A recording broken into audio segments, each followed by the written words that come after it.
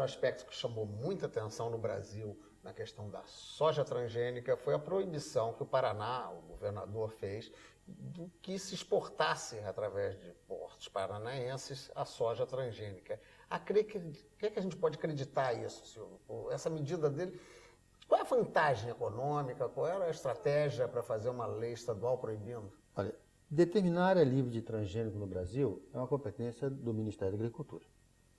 Mas, por outro lado, também o Ministério da Agricultura tem que fazer um zoneamento agrícola também, onde ele determina áreas, que aí é até competência do Estado, a área de plantio no sistema orgânico. Então, a conjuntura política, a conjuntura econômica do Paraná permitiu, devido ao Paraná ser um dos estados que produz soja pelo sistema orgânico, pelo processo de produção orgânica, tentar colocar também essa questão de, como o porto está lá, ser um porto exclusivo para não transgênicos, quer dizer, numa situação muito difícil. Porque ele é escoamento. Porque é escoamento e você fazer essa segregação na cadeia produtiva é muito complicado.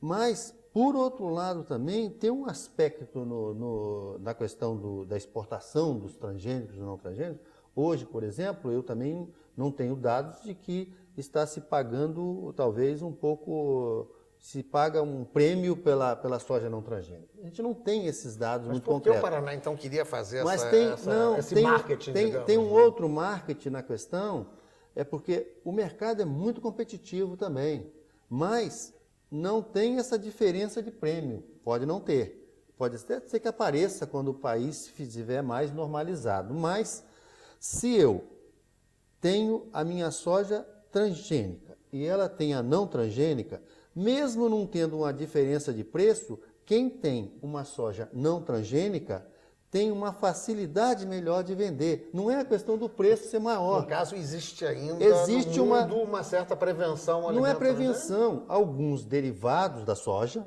com um valor agregado maior, se exige que esse derivado seja proveniente de soja não transgênica, por exemplo. Por exemplo, qual seria? Olha, soja, eu tenho soja para fazer... Qual o nome? O soy milk. Uma série deles, uma série de produtos. Um leite de soja. Leite de soja. Olha, leite de soja, não transgênica. alguns derivados de soja para produtos farmacêuticos. Mas por quê? Porque existiria riscos à não saúde? Não é que existe, não é risco. Não. É uma questão que está em cima de um outro princípio, que é o princípio da precaução, que é o princípio também mercadológico, porque tem uma série de fatores que decidem para liberar um produto no mercado. Quer dizer, a ciência, ela se desenvolve, mas a ciência só caminha se ela for economicamente viável, socialmente justa e uma série de aspectos. Então, o mercado é muito arisco nessa questão. Hoje, por exemplo, as grandes empresas que exportam, elas exportam derivados da soja, se tiver alguma proteína, está abaixo do 0,9% do mercado europeu. Ela já coloca isso como padrão, porque na linha de produção para não ficar tendo linha de produção, derivado da soja para o Brasil, para os Estados Unidos, para o mercado europeu. Não, já dá na linha de produção que é abaixo de 0,9%, que é um pouco o que o mercado europeu exige. Então, essas questões todas, ela tem um lado científico, mas ela tem um lado mercadológico. Vamos aproveitar esse lado mercadológico aí, começamos por lei, Luísa. Eu ia lhe perguntar exatamente isso. Uma lei complicada, né? Você legislar, no meu porto não sai, ela foi inclusive considerada anticonstitucional. Porque existem competências legislativas e toda vez que essa competência legislativa que é estabelecida pela Constituição, ela é confrontada, a lei pode ser taxada de inconstitucionalidade. Mas, se me permite, eu gostaria de tecer algumas brevíssimas considerações sobre o princípio da precaução, que já foi falado aqui várias vezes, e que tem que orientar, né, ou que tem que ser considerado não só na feitura da lei, como também na própria aplicação da lei, né? Porque o princípio da precaução, para o leigo, dá a impressão que são cuidados que você deva tomar. Acontece que o princípio da precaução, que foi criado ou foi elaborado para fins de direito ambiental, principalmente, questões ambientais, ele tem se alargado em termos de aplicação desse princípio, que diz respeito exatamente a casos como o do transgênico, de riscos que não são conhecidos. Essa que é a diferença entre a precaução e a prevenção.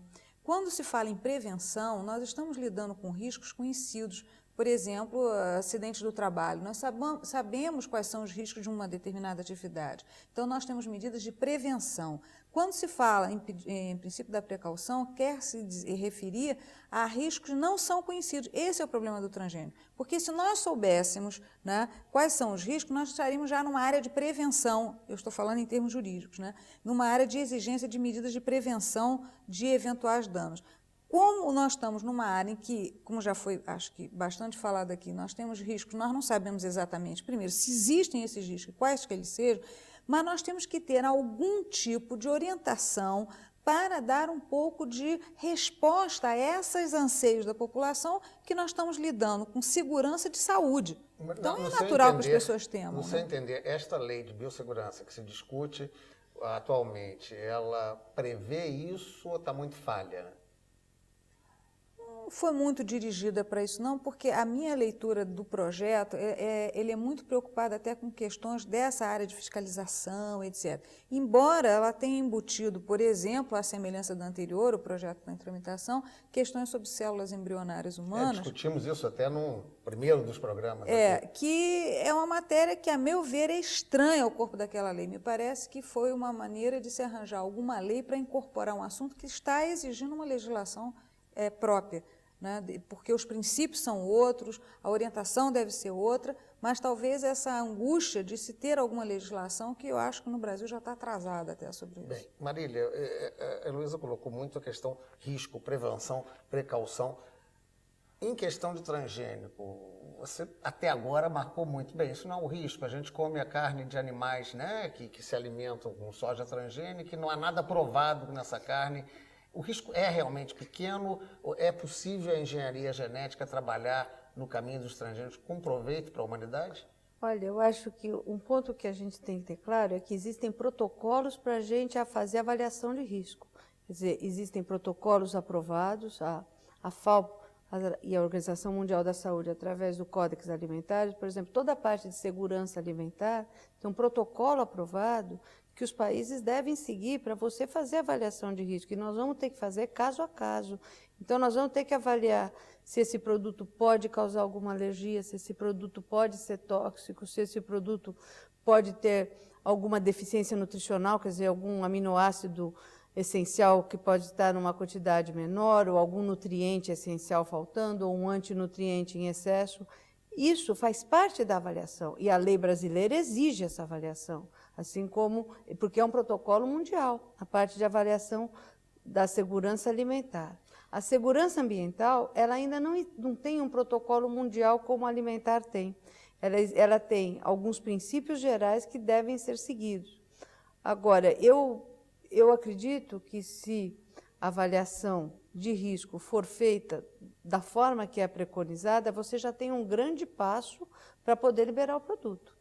Quer dizer, é dessa forma que os projetos de pesquisa, inclusive o projeto de pesquisa de biossegurança da Embrapa, tem se comportado para que os produtos que a Embrapa está desenvolvendo possam chegar ao mercado daqui a 4 anos. Vamos lá então nisso. Nós estamos falando só da soja. Quais são os próximos passos? O que é que no Brasil nós já estamos evoluindo em termos de pesquisas para fazer transgênicos além da soja? Norma, gostaria de falar isso? Sim, a Embrapa vem, né, com um programa grande de biotecnologia, né, e caminhando paralelamente a preocupação com a biossegurança desses produtos, né. Como a Marília falou, não existe ainda um protocolo estrito sensu ainda de impacto ambiental, quer dizer, então tem muita discussão, né, sobre o assunto, né. Eu acho que a gente vem aprendendo cada dia, não só dentro do Brasil, como com outros países também, né. Mas de produtos novos, né, a Embrapa está começando a testar em campo, né, um feijão transgênico com resistência a uma virose, tá, que a virose é o vírus do mosaico dourado, tá, para o qual não existe o germoplasma resistente. Então, germoplasma, o que é? Um feijão que resista a ela. e é uma virose bastante danosa para a cultura, nas áreas que ela afeta. Tá? Tem um mamão também resistente a vírus, tá?